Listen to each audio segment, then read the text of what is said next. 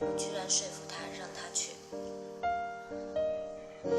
今天所有的一切都是关于他。白天的时候，他跑去我那儿找我倾诉，虽然我不知道是什么原因，可是我心里还是很开心，至少他把我当做了他信任的倾诉对象。当然也有可能是我自己自作多情。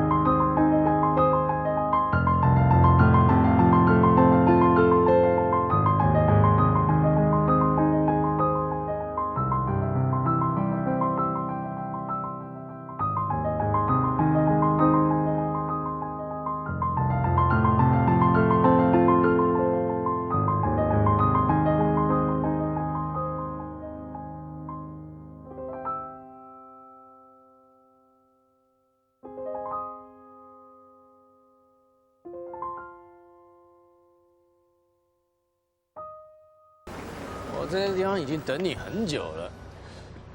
他要我把这个交给你。他说什么？我忘了。不是这个事儿，你不能跟我开玩笑了。我没跟你开玩笑啊，让我想一想啊。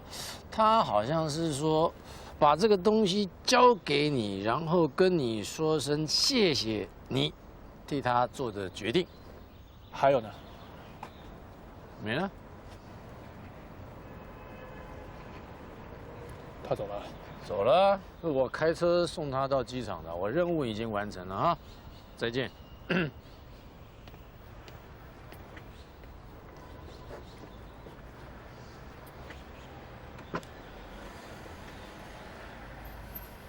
那什么人呢？我一件事情我忘了告诉你，我现在，我说你能不能一口气把话都说完啊？你这什么态度啊？你这个态度，我告诉你，我不说喽。啊，你们这些80后，一天到晚一大堆事情要麻烦我，我自己有很多事情我都没办，让我想一想。啊，他的原话大概是这样的啊，就是把东西交给他之后，然后跟他说谢谢你替他做的决定。注意喽哈，这重点已经来喽，注意听哦。看你的态度，如果你是笑一笑或是咳嗽的话，我就可以掉头走。后面的重点又来喽，注意听哦。如果你的态度是沉默、发呆、悲痛的话，就可以告诉你，下午6点在甜品店等他。谢谢。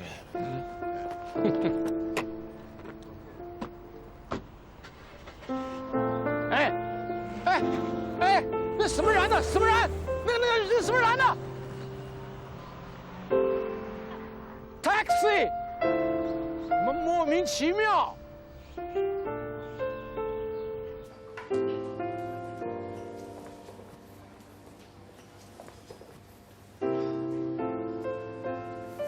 是徐先生吗？不是，有位小姐让我把这个给你。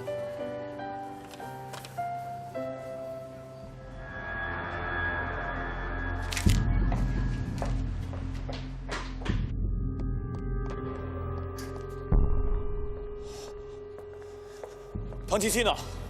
你蛮紧张的嘛。我问你，七七呢？别急，你到底想搞什么花样？我要你手上那个笔记本。不可能。是吗？我知道那个笔记本呢，是你这8年来为了复仇辛苦搜集的，所以我给你1分钟的时间考虑。当然，你也可以选择不给我。可是唐七七会不会好像舒瑶那样，突然之间就消失了呢？我警告你，你别碰他。徐总啊，游戏现在开始了。熊佳杰肯定是受到了联盟的某种威胁，所以要用笔记本来将功赎罪。现在七七在他手里，但是如果就这么交出笔记本，8年来所有的努力可能就白费了。如果我是熊佳杰，这时候我会怎么做？其实熊佳杰并不一定真的绑架了七七，他只需要想办法把七七支走，就可以利用我的慌乱在这里虚张声势。徐总，我知道你现在心里一定在想，我是不是在摆空城计呢？说实话，还真有这个可能。为了小姑娘就这样放弃这么多年的复仇计划，到底值不值得呢？或许七七真的在他手上，但我就算给出了笔记本，也很难保证熊佳杰就会真的放了他。而且一旦失去了笔记本，想要彻底击垮联盟就……瑞士银行。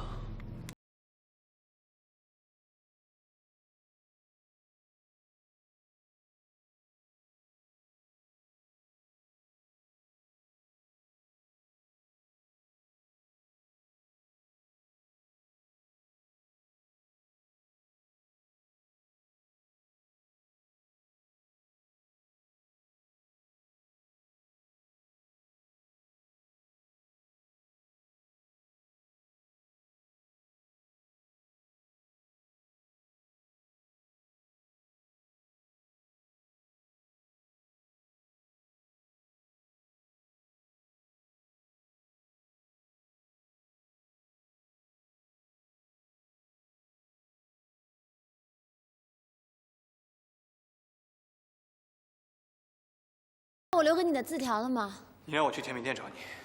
我在甜品店门口看到一个老爷爷被电动车撞了，我就想把他先送回去，所以就给你留了字条。你好，等一下6点钟左右会有一位徐先生来这儿，麻烦你帮我把这个转交给他，谢谢。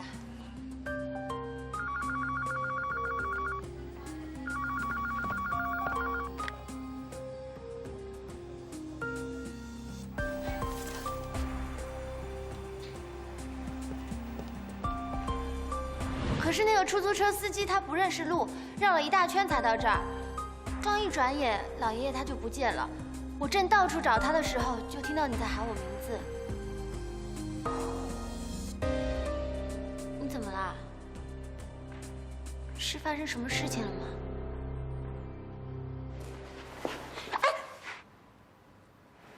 什么都不重要，我只想告诉你。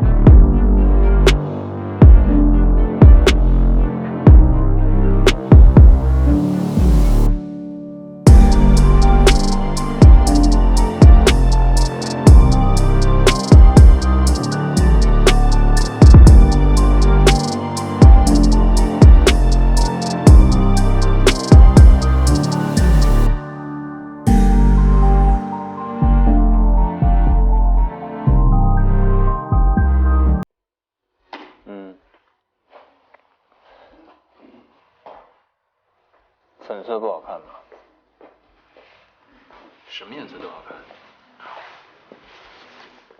我说你们直接约见面就好了，何必一直讲电话呢？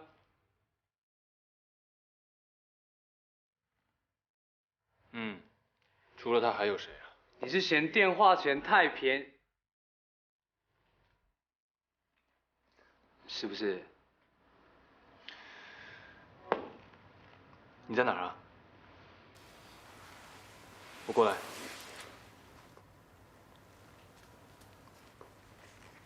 是。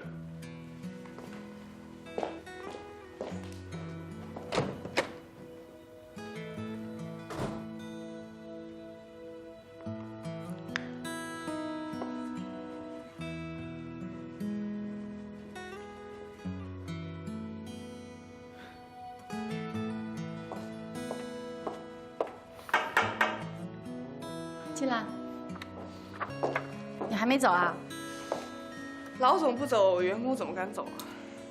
我可没逼你加班，你可先走啊。哎，你怎么不早说呀？不管了，下班休息啊。哎哎，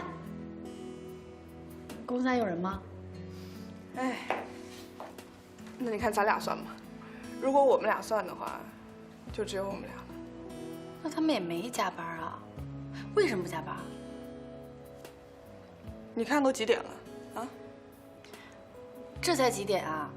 离天亮还有好几个小时呢。哎，疯了啊，疯了！这样吧，我付你双倍的加班费，你陪我。 4倍也不加8倍，10倍，没戏。我求你了。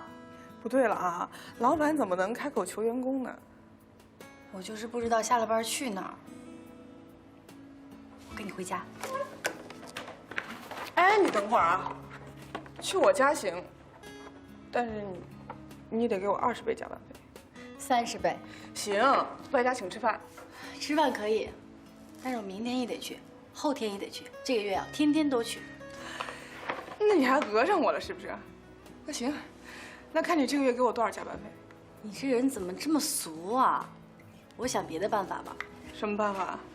哎，要不这样，我这个大俗人给你量身打造一个套餐，包月的，走。去哪儿啊？我家啊。谢谢。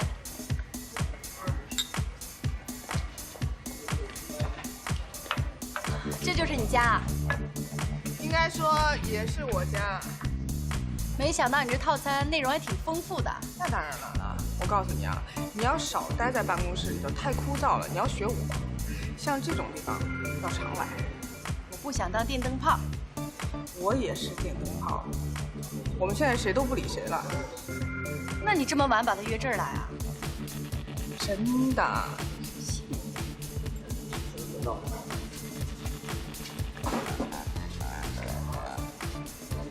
洪总好。你好。哎，不是说谁都不理谁吗？你干什么啊？我今天把你找来是有任务的。你看疯子，平时还真的看不出来她是个疯丫头啊。你也知道是怎么回事，所以盯紧点，警察叔叔。我盯着他，那你干嘛？我是要去应酬的，我现在就要找你了呗。干嘛呀？你大老远把我叫过来，就是为了这点事儿？怎么了？我给你添麻烦了吗？我是警察，我有我的任务。你一通电话说什么有重大任务，叫我一定要过来，我请假过来，你能不能尊重我的工作？我们人民群众怎么敢不尊重您的工作？那好吧，我不求你，走。什么态度？你什么态度呀？有话不能好好说吗？跟变恨惯了。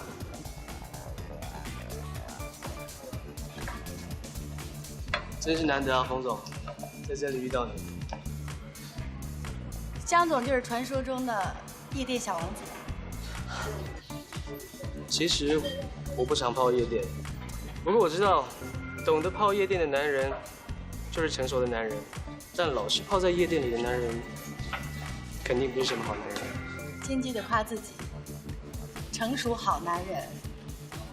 哎，你喝很多了，这样喝会醉的。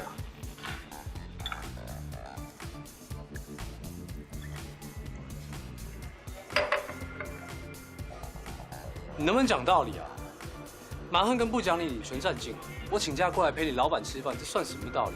重点，他不仅仅是我老板，他是我的朋友，也是你的朋友。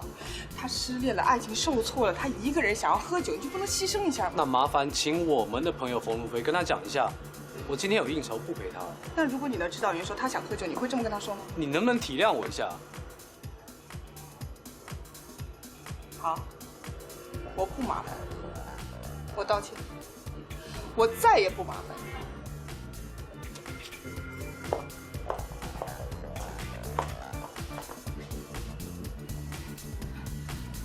人呢？刚才还在喝酒，应该去上厕所。人要是找不到，我肯定拿你试。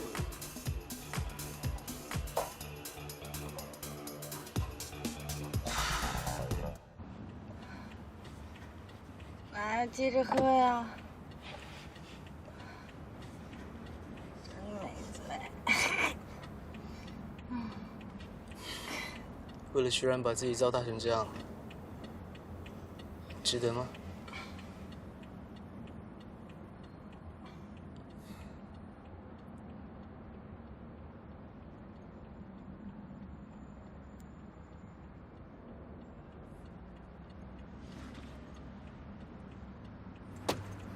徐然有什么好的？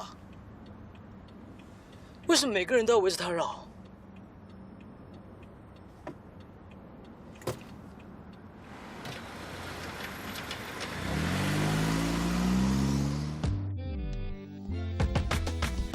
跟我们签约很爽吧？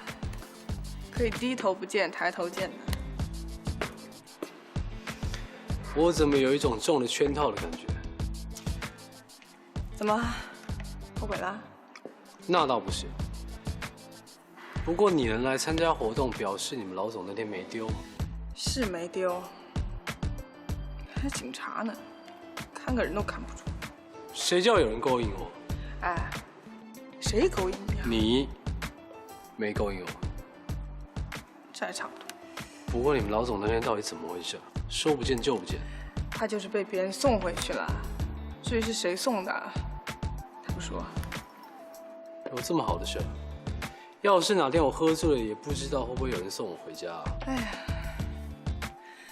这辈子估计不可能。那我就等下辈子。等谁啊？你说呢？魏先生，我们已经准备好了，请您过去。好。要是我待会摔下来，记得把我送回你家啊！哎，赔掉赔3下。赔。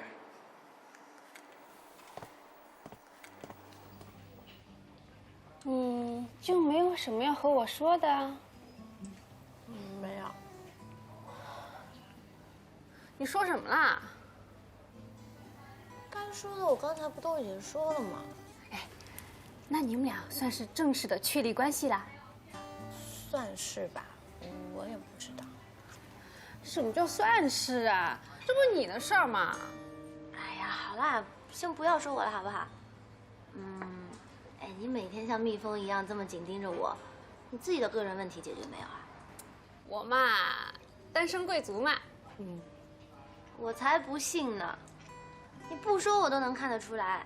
现在啊，秘密活动可多了，成天乐呵呵的，也不再挖苦我了，绝对有问题。我什么时候挖苦你了？哎，倒是我自己前一段时间苦得跟苦瓜一样。你是真没找着吗？我真没有，要不你帮我介绍一个？我才不给你介绍呢，谁介绍给你谁就倒大霉了。有你这么说话的吗？让你说。好。笔记本我已经交出去了，希望能够多拖延点时间。但是联盟已经开始怀疑我的处境非常危险。那是你自己的事情，你这样贸然的跟我联系很危险。我还要警告你一件事情，别再打唐七七的主意。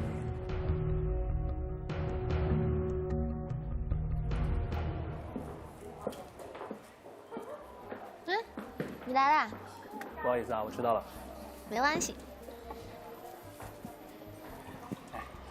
你选的这个地方很贵，虽然我现在是很有钱，可是我的钱还都只是数字啊。今天我是我的老板，所以。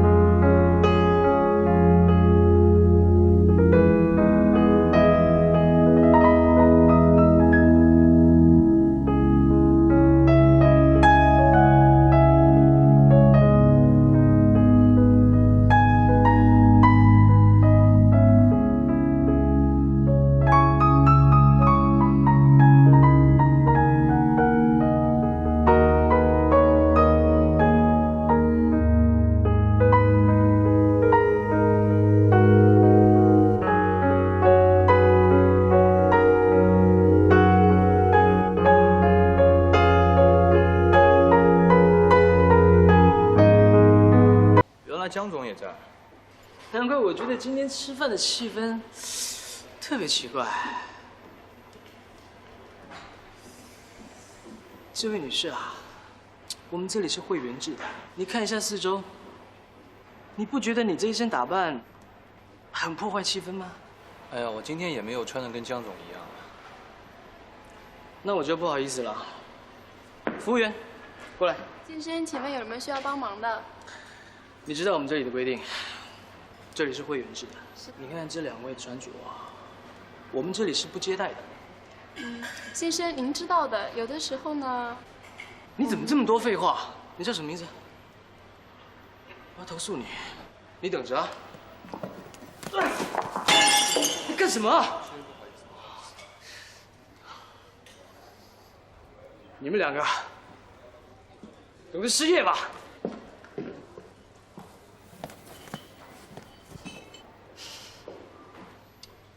我现在有胃口了。我也是。谢。哎，也不知道怎么了，今天江东突然让我买了10件白衬衣。那你问他呀。看他那样，我可不敢问。啊，对了，我告诉你一件事儿。 徐然那天带我去了一家特高级的顶层餐厅吃饭，不许惊讶，不许问我花了多少钱，也不许让我请你吃。今天风口挺快的，好吧，我不问，你说吧。可是，在那天呢，我们碰到一个特讨厌的人，名字我就不说了。那边餐厅的人还没说什么呢，那个人就揪着我说我没穿正装，说那儿是会员制的，非得拉我出去，完全看不起人。 不过结果他自己把汤汁弄洒了，淋了一身，自讨没趣。真的？我骗你干什么呀？好吧，那个人是挺讨厌的。哎，不过你可不可以告诉我，我要几个月工资才可以吃一顿呢？我还是不告诉你了，你自己去就知道了嘛。不过真的很好吃。哼，有什么了不起的？我还减肥呢。 江总，衬衣都买回来了，先摆着吧。有什么消息没有？没有，他就说他和徐仁在一家餐厅吃饭，遇到一个挺讨厌的人，除了这个就没有其他的事情了。就这么点事儿，他怎么说？他没有说什么。他没有说什么，你告诉我干什么？下午的报表呢？做了没？我马上去做。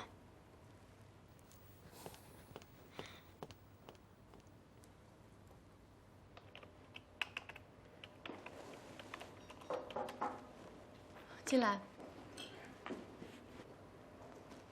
你怎么来了？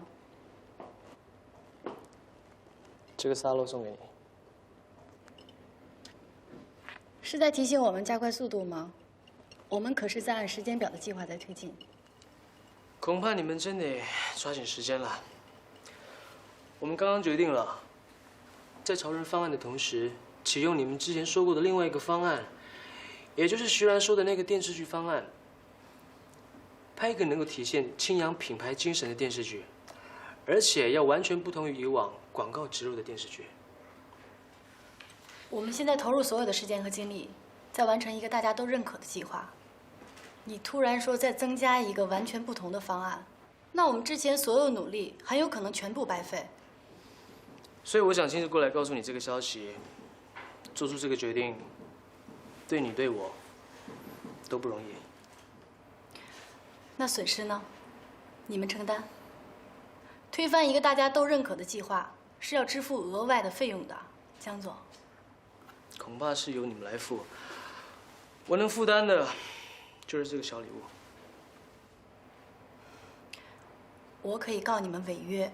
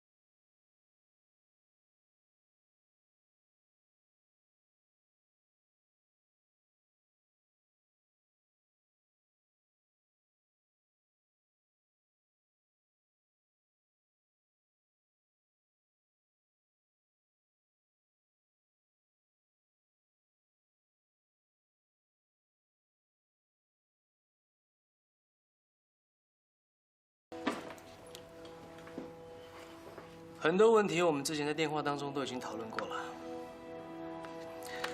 这个是无懈可击的计划书，你看一下。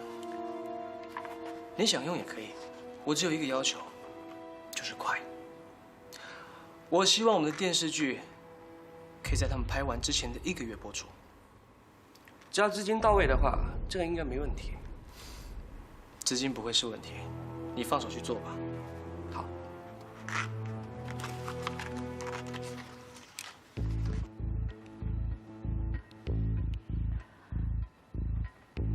这次有点不太对劲啊。这次太不像江东的作风了。是啊，江东从来都不会这么轻易地通过一个提案，而且没有挑出任何毛病，直接同意启动。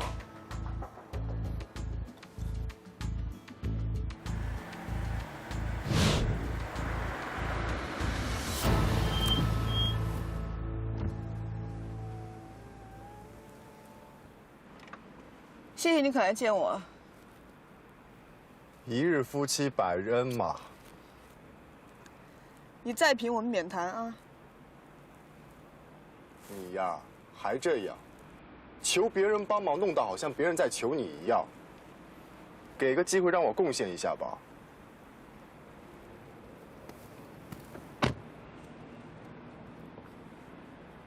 说吧，什么事？帮我介绍个编剧，要靠谱的。编剧？你们要认识编剧干嘛？你说呢？电影还是电视剧？电视剧。我看出来了，你就是想转个圈当我甲方，终于把手伸进影视圈了，是吧？让你找编剧就找编剧，哪来那么多话呢？行，什么类型的？什么意思啊？什么类型的戏？谍战、生活、苦情还是古装？好像都不是。那你得想清楚了。啊，还有，别管什么编剧都有些怪毛病，这是他们的创造习惯。人家是玩空手道的，无中生有不容易，你得允许他们有些怪毛病。你说的我好像跟一群高危人群打交道似的。高危人群？以前和我在的一起，怎么没这么听你说过？那是因为你不知道。真的吗？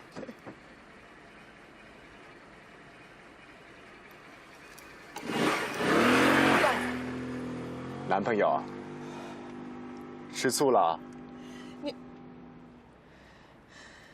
下车，改天找你。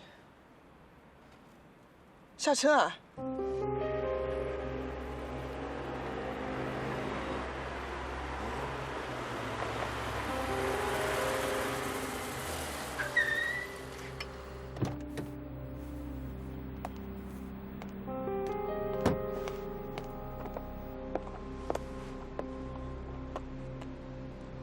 都看到什么了？跟受多大委屈似的。你为什么不接电话？我刚才在开会。在车上开会啊？微笑，我平时对你使性子、耍脾气，但我从来都没有怀疑过你。我也请你不要怀疑我。我可以不跟你计较，但请你好自为之。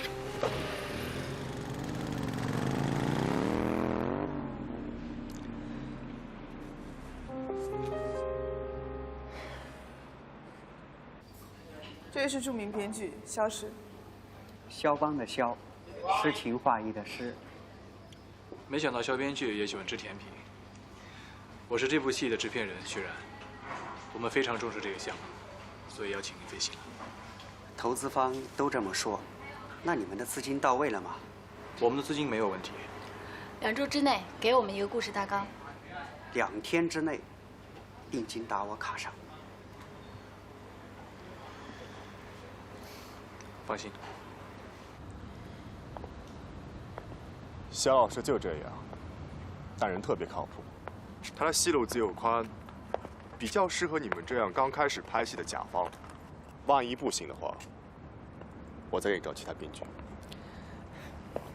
谢谢你。怎么听起来那么客气，怪别扭的。对了，那天你男朋友没生气吧？啊，他没事儿。其实男人就这样。我已经警告过你。喂，你听我说。你放手！我知道，跟你没关系，我就教训他。你教训他就等于教训我。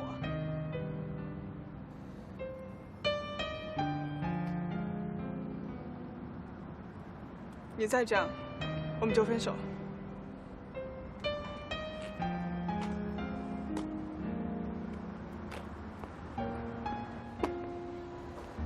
分手。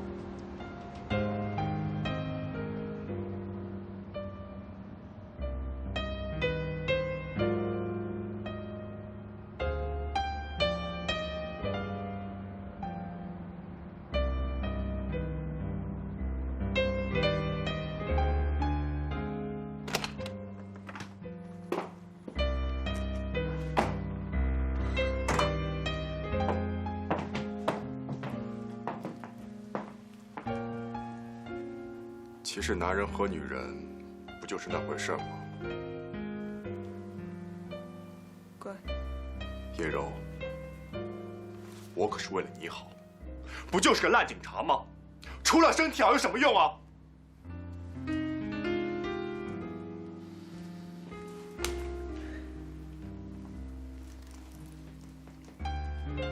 滚！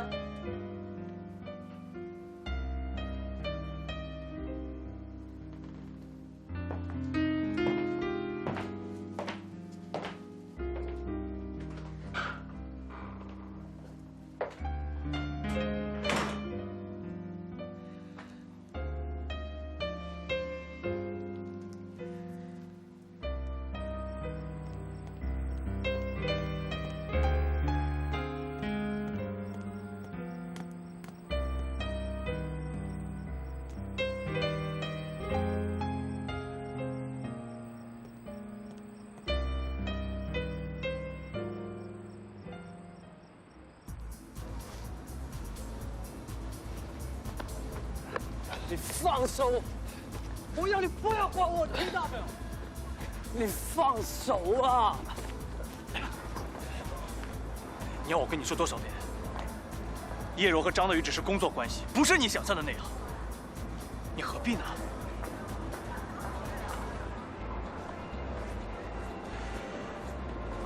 我要你放手。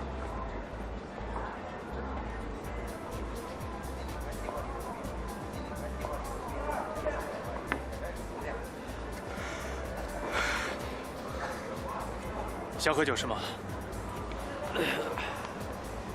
我陪你喝。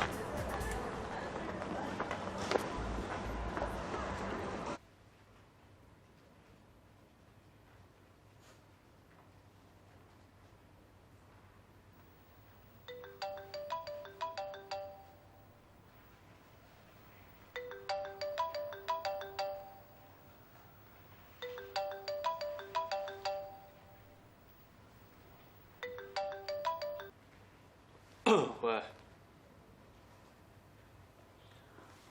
好，我马上到。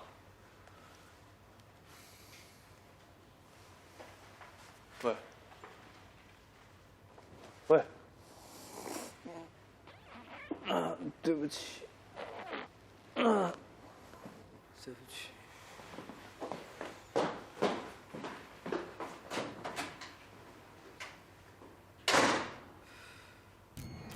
拨打的用户暂时无法接通，请稍后再拨。都2个星期了，手机永远不在服务区，座机又欠费。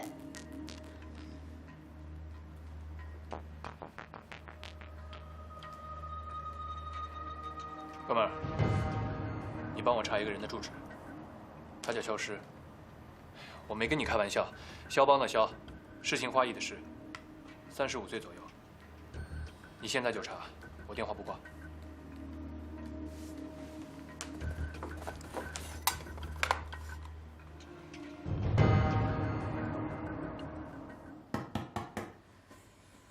小诗，开门。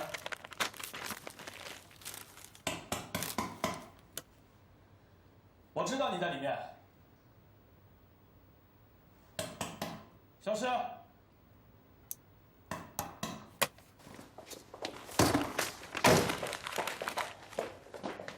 为什么不开门啊？思考呢。肖大编剧，请问你什么时候可以交稿？你们非要破门而入，把我的灵感给吹散在风中了。缪斯女神抛弃了我。你别跟我说这些没用的，没灵感是吧？我把我们4个人的故事告诉你，你就写我们4个，不就是青春偶像剧吗？有这么难写吗？你说的这么简单，自己为什么不写？笑话，我会写，我花钱请你干嘛？少跟我提钱！你们这些有钱人，以为花2个钱儿就能给自己树碑立传，你那些破事儿能叫戏吗？你知道什么叫戏吗？一群文艺青年，看2本外国小说，就觉得自己懂创作，对我指手画脚，把创作冲动当成了创作才华。我告诉你们，我提供给你们的每一个字都是我的灵魂体验。你们是在花钱买别人的灵魂，懂吗？想要灵魂，就得学会等，否则你们只能买到垃圾，明白吗？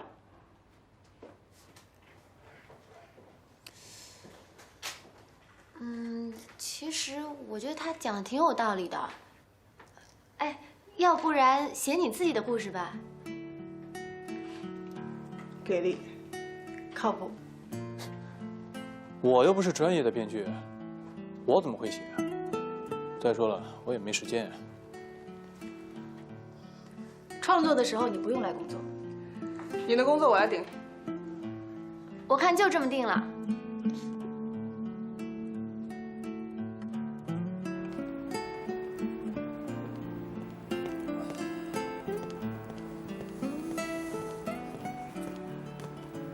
到底什么事你非得来这里找我？我想跟你借个地方。你怎么了？我们的编剧罢工了，我要替他找点灵感。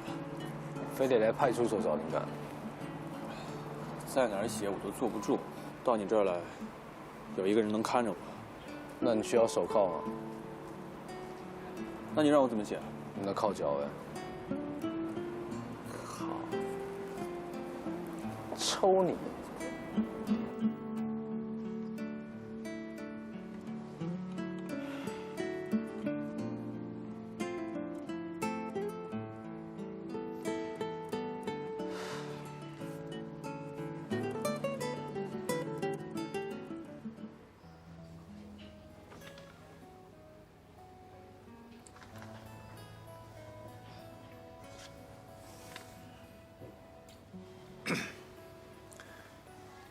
你到底觉得怎么样啊？没有阅读快感，文笔是垃圾。但是故事我喜欢。这材料我拿走，你们很快会收到剧本。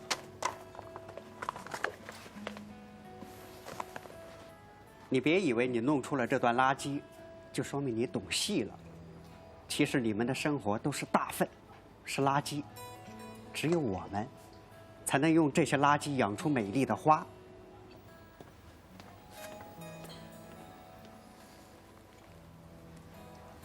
我是大粪。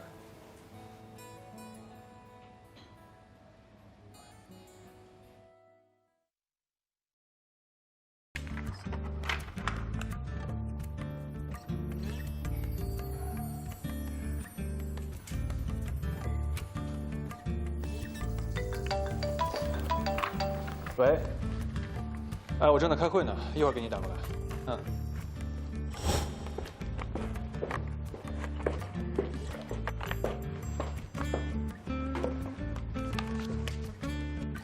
我觉得这个电视剧在海南拍有问题。什么问题？琪琪啊，我正忙呢，一会儿打给你。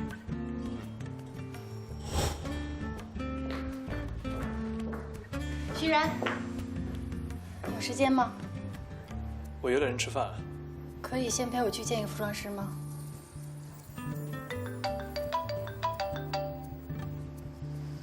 喂，琪琪啊，今天晚上不能陪你吃饭了，我要陪冯路飞去见个服装师，下次吧。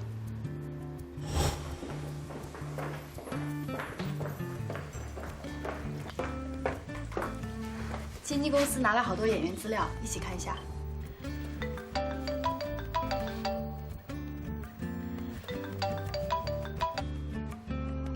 喂，七七，我们在忙呢，晚一点让他打给你。好，走。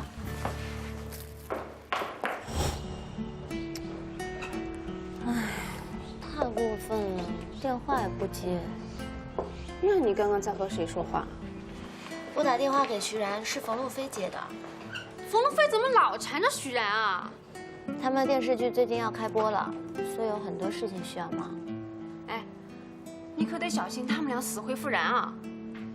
他根本就没有被点燃过。这两人天天在一起的，难保不日久生情。别胡说，我哪有胡说？我可是为你着想。人冯路飞跟他挺般配的，又是亲上加亲。哎，徐然是摩羯座，冯路飞是狮子座，这两个星座可是挺般配的。你怎么这么掰呀？又不是我说的，是网上说的。不信我给你看。哎，看。我不要看。狮子座和摩羯座都是很骚包的星座，只是狮子座是外放的骚，摩羯座是内放的骚。狮子座表面像一个花蝴蝶，应酬多，朋友也很多，但其实是很乖很深情的。摩羯座是看起来很乖，但是跟所有的朋友都很暧昧。哎呀，这些东西根本就不准。我很多朋友都说很准的，信不信由你哦。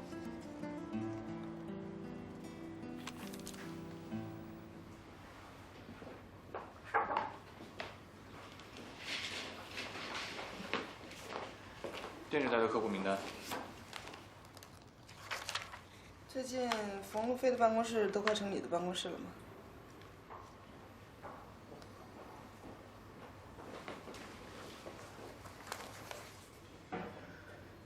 你有没有觉得冯路飞是故意的？他好像总是拿工作来拴着我。他不是故意的。是下意识。你看啊，他现在孤单，所以不是骚扰我就是骚扰你。而且他努力想用工作来打发时间，所以下意识就想让你陪他多待会儿。这么说，他的下意识还挺可怕的。应该说是冯怒飞的下意识很可怕，因为只有2个字：我要。哦不，是他要。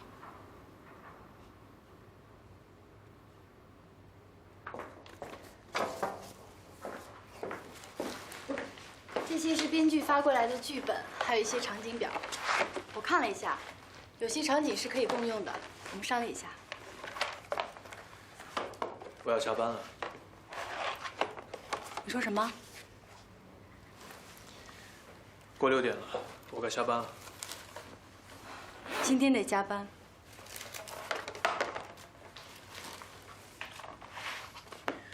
冯路飞，我需要休息。我们都需要休息。江东不休息，我们就不能休息。在比赛中，胜出对手的唯一法则，就是要对自己比对待对手更加残忍，把自己变成对手的噩梦。可是再这么下去，只会变成我们自己的噩梦。1个星期有168个小时，我有140个小时是待在这栋楼里的。除了工作，我还有自己的生活。现在我有女朋友了。这个星期他约了我5次，5次我都爽约了。今天我答应他了，一定会陪他吃晚饭的。是你主动找我要合作的，是你说要拿下青阳这个案子拍成电视剧。我爸不同意你加入，我力挺你。江东说这个电视剧拍不成，也是我努力挽回的。自从有这个案子，周末在我的词典里早就消失了。我的生活没有白天和晚上的区别，因为我知道，要想成功，就必须要承受这些。你说的这些都没错，可我们毕竟是人，不是机器。徐然，对手是不会给我们时间的，我们不可以停下来。对不起，今天我不能陪你加班。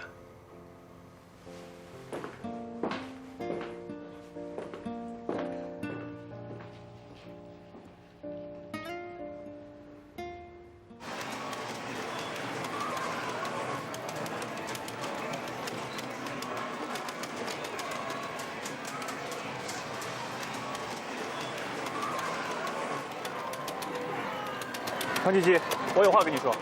不要这样，我现在这儿打不过去了。现在有时间听我说话了吗？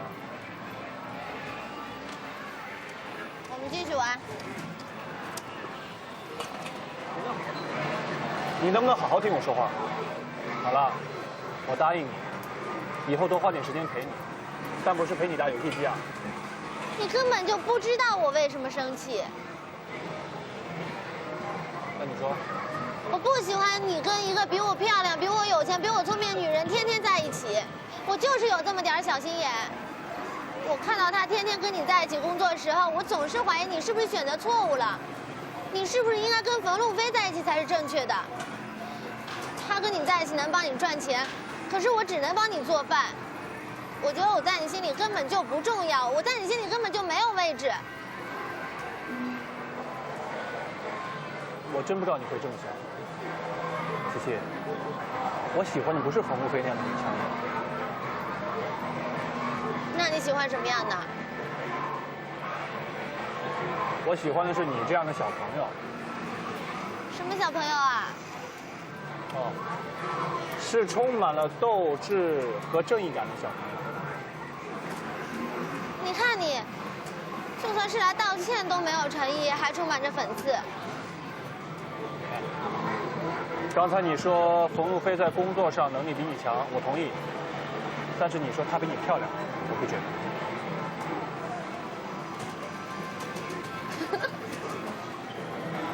饿不饿？要不要去吃宵夜？给你个面子。哎，一起去吃宵夜了？我不去了，这边有很多游戏币，你们去吧。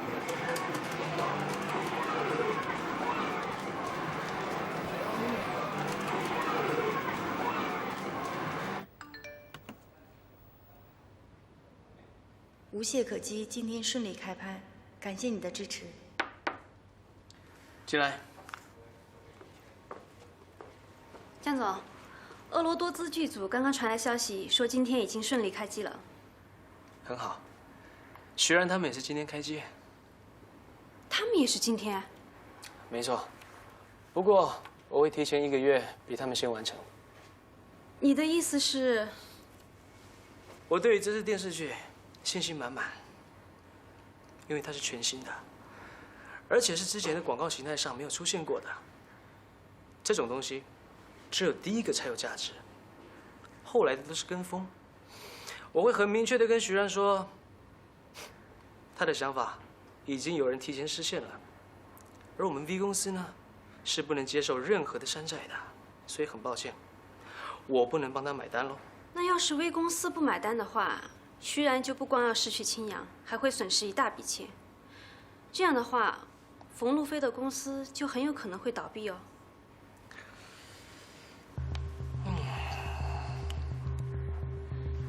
这是一个比较棘手的问题。我原本只是想要用青阳的电视剧来彻底击垮徐然的，可是如果现在冯修文出手帮自己的女儿，恐怕徐然受到的伤害会不如预期。徐然是不会接受冯秀文的帮助的，即使冯路飞的公司不会倒闭，他也不会再回去上班了。你又听说了什么？汤七七最近和徐然闹得很不开心。是因为冯路飞？是的，冯小姐最近把徐然缠得很紧，不光上班的时候一直在一起，下班了也是电话一个接着一个。你说，像汤七七那样的小女孩，哪见过那么厉害的女人？又会工作，又会赚钱，还会控制男人。哎，你那个小狗仔朋友，哪天要是光荣阵亡了，记得通知我，我好给他颁个花圈，辛苦他了。你是不是对汤七七特别失望？你恨他不够厉害，不能够马上搞定徐然，好让你和冯路飞在一起。徐然身边的果然都是好东西啊！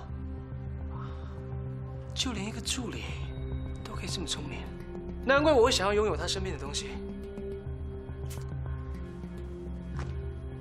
不过你要记得，再怎么样，你都还是个助理。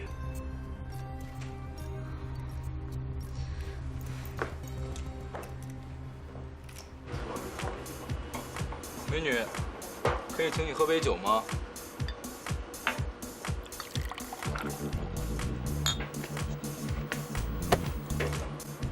干什么呀？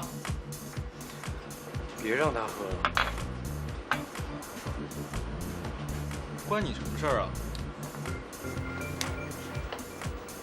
叫你别让他喝了。他是谁啊？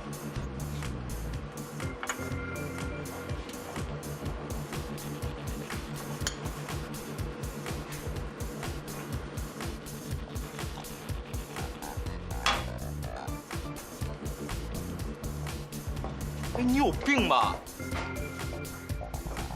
他有病。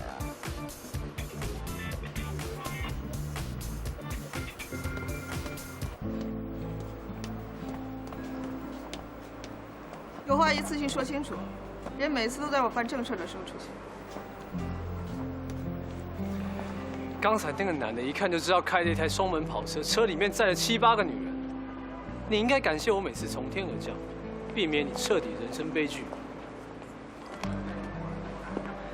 你可以说我公关做得不好，但绝对不能说我勾搭不专业。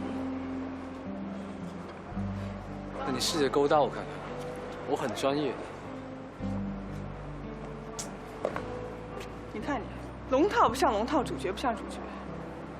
想学浪子还穿秋裤，想学情圣连小学语文都没及格，想学人家扮富二代，不好意思 ，ATM 机连50块钱以下都取不出来。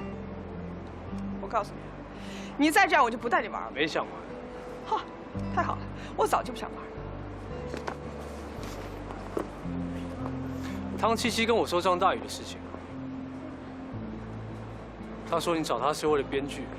是啊，我堂堂公关系的小 S， 连找个编剧都要依靠前男友，我就这点本事了。不要生气了好不好？冷战结束，早就结束了。我从不冷战，只分手。我可以接受分手，但我不能因为误会而分手。我们之间没有误会，你一切都已经知道，哪来什么误会？我误会你跟张大宇藕断丝连，你知道我为什么那么在意他？因为是他把你拽到我面前来，你撞到派出所的门口是因为他，你每天泡在夜店里面也是因为他，你家里全部放满他的照片，你要我怎么想？魏警官，你把我想得太深情了。我跟张大宇就是最现实的一对关系，供求不对口嘛。就好比说，我想找有才华的，却总遇到没文化的；想找真情的，却总遇到花心的；想找人谈场恋爱，总遇到逼婚的，就是这样。你不会说分手就分手，分手总有个过程，有冷战，有妥协，有谈判。我们才刚刚开始，你不能不遵守游戏规则。男女之间本来就没有什么游戏规则可言。你知道你跟我的差别在哪吗？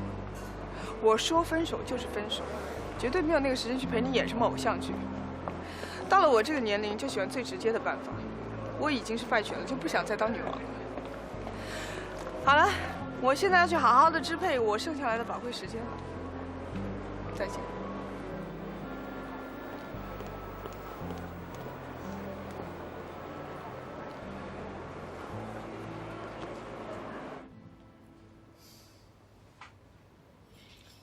你和徐然最近怎么样？你又听说什么了？我什么都没有听说，我只是坚持自己一贯的想法，你跟徐然是不会有结果的。什么意思啊？你跟他不是一种人，我们才是。我没觉得我们俩像啊，你到底想说什么？我小时候住在一个很小的地方，当地有一个流氓，叫张德宝，长得其貌不扬，可是很多女人看到他都会脸红。有一次，他调戏了一个小学老师，搞得整个村子都非常讨厌他，有人拿棍棒追着他打，打得他浑身是伤，浑身是血。就有人问他，你根本就是个混蛋，为什么还会有这么多女人喜欢你呢？张德宝回答说，因为我爱他们。你应该已经猜到了吧？张德宝就是我爸。那个小学教师是你妈妈？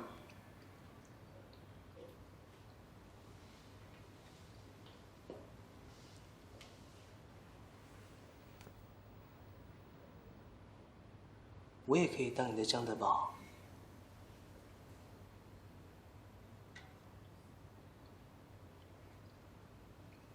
我听见你心里转动想法的声音了。你想说，你不过是个流氓的儿子，我是冯修文的女儿，至少是被他养大的。可是你错了。他们这种有钱人，永远只相信血缘是唯一关系的根本。徐然是冯修文的儿子，而你呢？你连自己亲生父母是谁都不知道。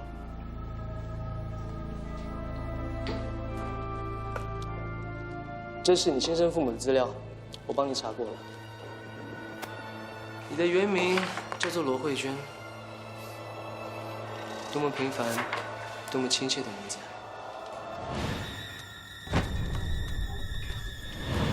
我知道你现在心情一定很复杂，相信我，全世界只有我最了解你的感受，因为你是我的。